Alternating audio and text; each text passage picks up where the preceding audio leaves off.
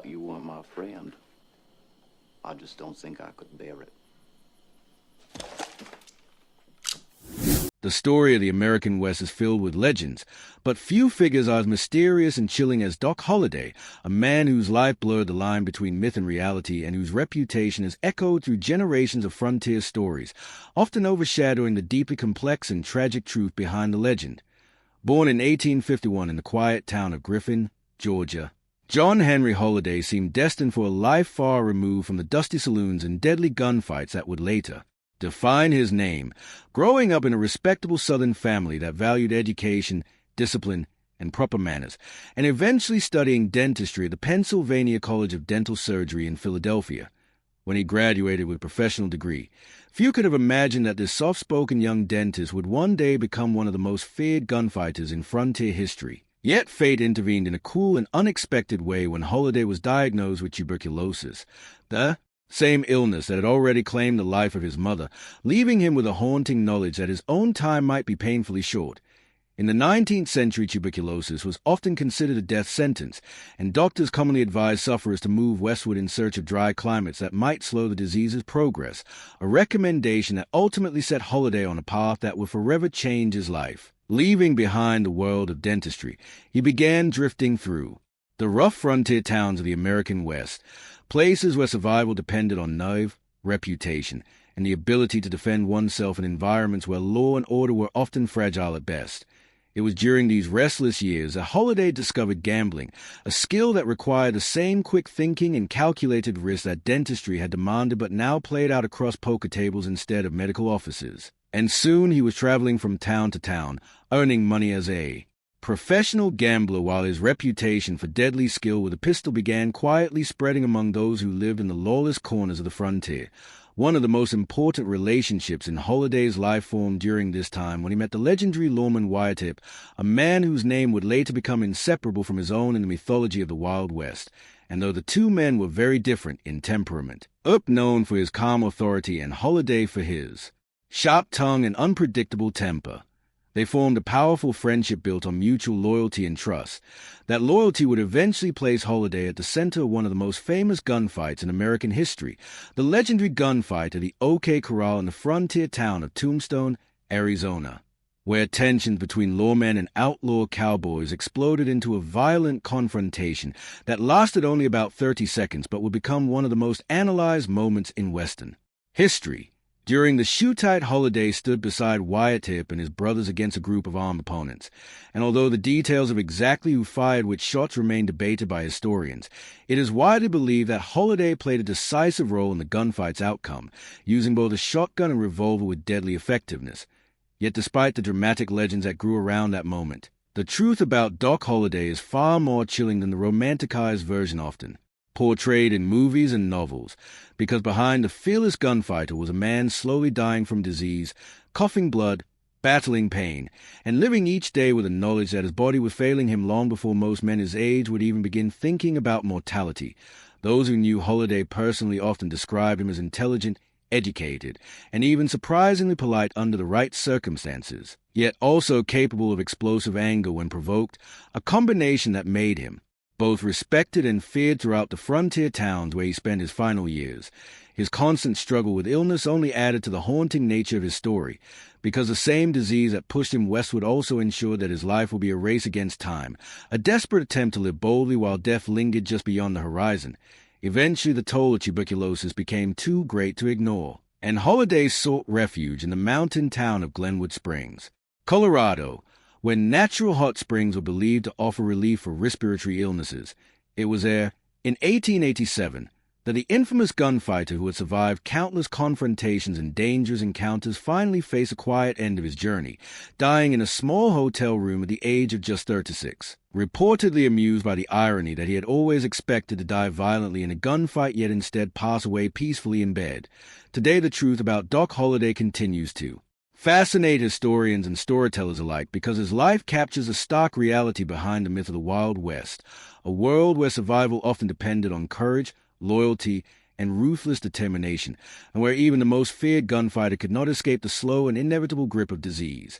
The chilling truth is that Doc Holliday was not simply a gunslinger or gambler, but a man shaped by tragedy, illness, and the unforgiving frontier, someone who lived every moment knowing that his life would likely end far sooner than most, and perhaps it was that knowledge that made him so fearless in the face of danger, turning an educated Southern dentist into one of the most unforgettable legends of the American frontier. Yet the deeper historians dig into the life of Doc Holliday, the more unsettling and fascinating the truth becomes. Because behind the fearless gunfighter celebrated in countless Western stories was a man whose life was shaped by constant pain, personal loss, and the quiet awareness that death was always close behind him. Long before his name became associated with frontier violence, Holliday had been raised in a cultured Southern household in Griffin, Georgia, where his family emphasized education and refinement, a background that sharply contrasted with the harsh and chaotic environments he would later inhabit in the American West. His mother's death from tuberculosis left a deep emotional mark on him during childhood,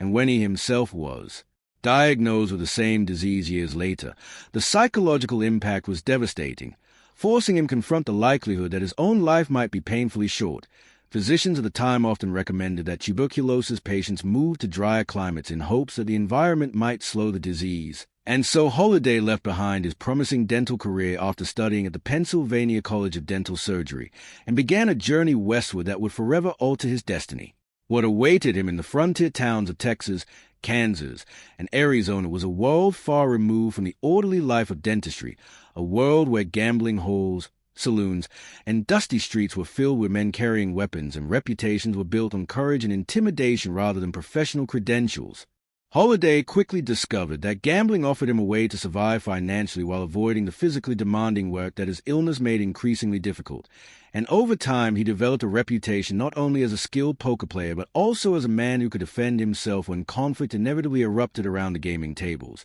It was during these restless years that Holliday's life intersected with that of Wyatt Earp, a meeting that would become one of the most famous partnerships in Western history. Yet their friendship was far from ordinary because the two men possessed dramatically different personalities, Earp often appearing calm, controlled, and calculating, while Holliday was known for his biting wit, quick temper, and unpredictable nature. Despite these differences, the bond between them became unbreakable, forged through shared danger and mutual respect. And it was this loyalty that eventually placed Holliday beside the Earp brothers during the legendary gunfight at the OK Corral in the mining town of Tombstone, Arizona. The gunfight itself lasted less than a minute, but its consequences echoed through history, turning the participants into symbols of the violent frontier era and cementing Holliday's reputation as one of the most dangerous men of the Old West. However, what many popular retellings overlook is that Holliday entered that confrontation already severely weakened by tuberculosis,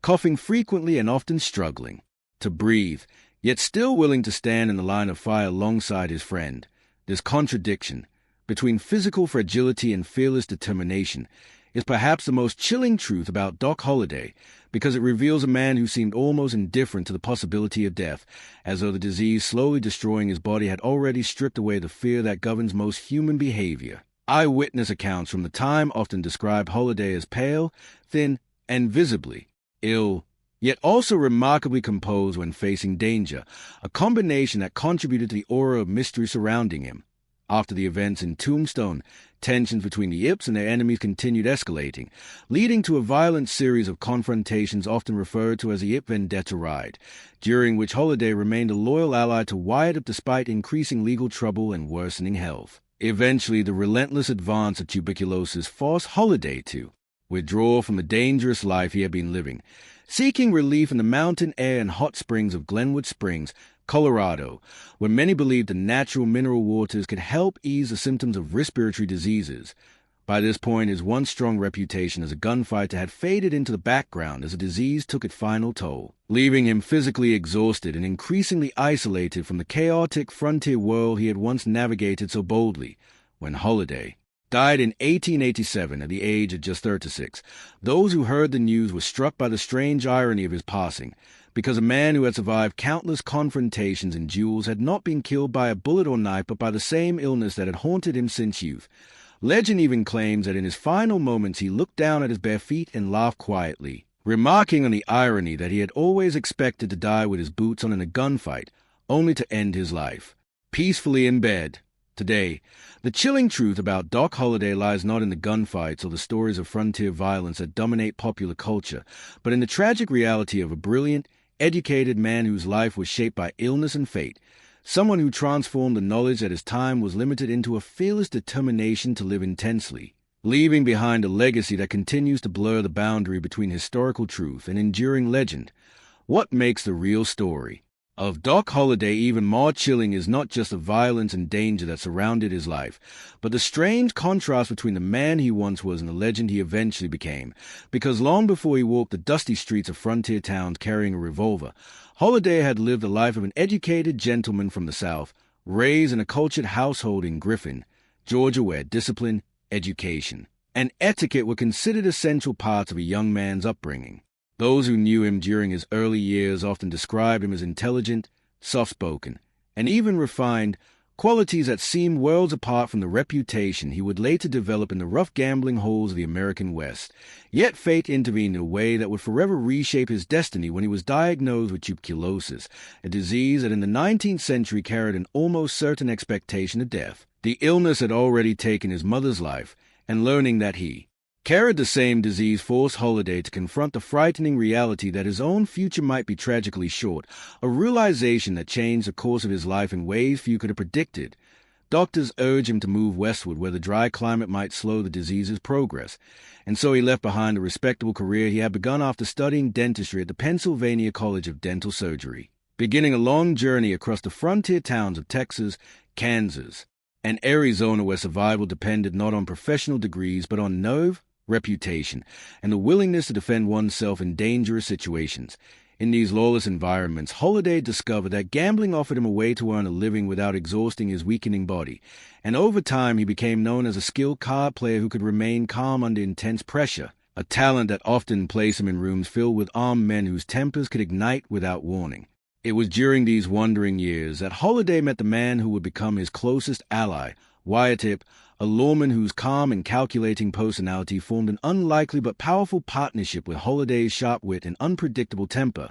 Their friendship became legendary on the frontier, strengthened by loyalty and shared danger, and it eventually placed Holliday at the center of one of the most famous confrontations in Western history, the legendary gunfight at the OK Corral, in the booming mining town of Tombstone, Arizona. Although the gunfight itself lasted less than a minute, it quickly grew into a symbol of the violent struggles that defined the American frontier, with Holliday standing shoulder to shoulder with Wyatt Earp and his brothers against a group of armed cowboys in a tense showdown that would echo through history and popular culture. Yet perhaps the most haunting truth about Doc Holliday is that while he faced these life-and-death confrontations, his real battle was happening quietly inside his own body, because tuberculosis was steadily destroying his lungs and draining his strength, leaving him pale, thin, and frequently coughing blood even as he walked into dangerous situations where most men would have hesitated. This strained combination of physical weakness and fearless courage contributed greatly to the aura of mystery surrounding him, because those who encountered Holliday often described a man who seemed almost unconcerned with his own survival, as though the constant presence of illness had stripped away the fear that normally governs human behavior. In the years following the events in Tombstone, Holliday continued traveling with Wyatt Earp for a time as conflicts with their enemies escalated, eventually becoming part of the violent pursuit often referred to as the Earp Vendetta ride. But by this stage his health was deteriorating rapidly, forcing him to withdraw from the dangerous frontier life he had once embraced. Hoping to find relief from his illness, Holliday eventually traveled to the mountain town of Glenwood Springs, Colorado, a place famous for its natural hot springs that many believe could ease the suffering of tuberculosis patients. It was there, far from the dusty streets and gunfights that had defined his legend, that Holliday's remarkable life quietly came to an end in 1887 at the age of 36, leaving behind a story that continues to send chills through historians and storytellers alike. Because when one looks beyond the gunfights and frontier myths, the truth about Doc Holliday reveals something far more haunting, a brilliant, educated man who knew he was dying long before his time, who lived each day with a constant shadow of disease, and who transformed that knowledge into a fearless way of life that ultimately turned a dying dentist into one of the most unforgettable figures in the history of the American West. As historians continue piecing together the real story of Doc Holliday, one unsettling realization becomes increasingly clear. The man behind the legend was far more complicated, haunted, and tragic than the fearless gunfighter. portrayed in countless Western films and novels, because while the myth celebrates his courage in gunfights and his loyalty to friends like Wyatt Earp, the truth reveals a man who lived under the constant shadow of illness, pain, and the knowledge that time was slipping away from him far faster than for most men of his generation.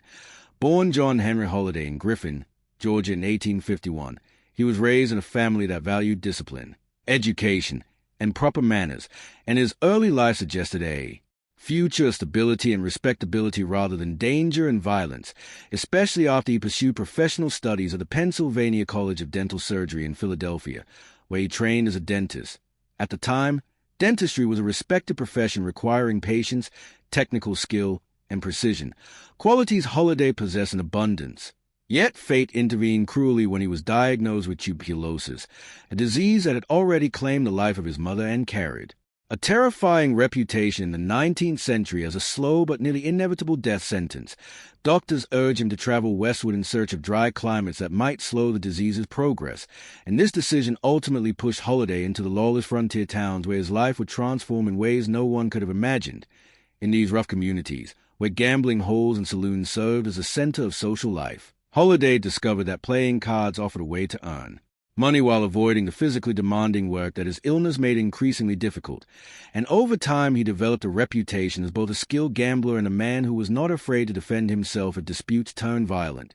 These qualities helped shape the persona that would eventually make him famous across the frontier, yet those who encountered him often noticed something deeply unsettling beneath the surface. A man who appeared calm in the face of danger, almost indifferent to the possibility of death, as though the knowledge of his illness had stripped away the instinct for self-preservation that guided others. This eerie fearlessness became especially apparent during the famous gunfight at the OK Corral in Tombstone, Arizona, where Holliday stood alongside Wyatt Earp and the Earp brothers in a violent confrontation with a group of armed cowboys that would become one of the most legendary events in Western history. Although the shootout lasted less than a minute, the image of Holliday holding a shotgun while coughing from tuberculosis became one of the most chilling symbols of the Wild West, a dying man standing calmly in the middle of gunfight, seemingly unconcerned about whether he would live or die. In the years following that confrontation, Holliday remained fiercely loyal to Wyatt Earp during the violent period known as the Earp Vendetta Ride, but his health was deteriorating rapidly, forcing him to retreat from the dangerous life that had defined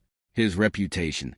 Eventually, he traveled to the mountain town of Glenwood Springs, Colorado, hoping that the town's famous hot springs might offer relief from the relentless symptoms of tuberculosis. Yet by that time, the disease had already advanced too far. Witnesses during his final days describe a man who had grown thin and weak, a shadow of the fearless gambler who had once walked confidently into saloons filled with armed men. And yet even then there remained a trace of the sharp wit that had always defined his personality, according to popular accounts. Holliday's final moments carried a strange irony when he reportedly glanced at his bare feet and laughed quietly, remarking on the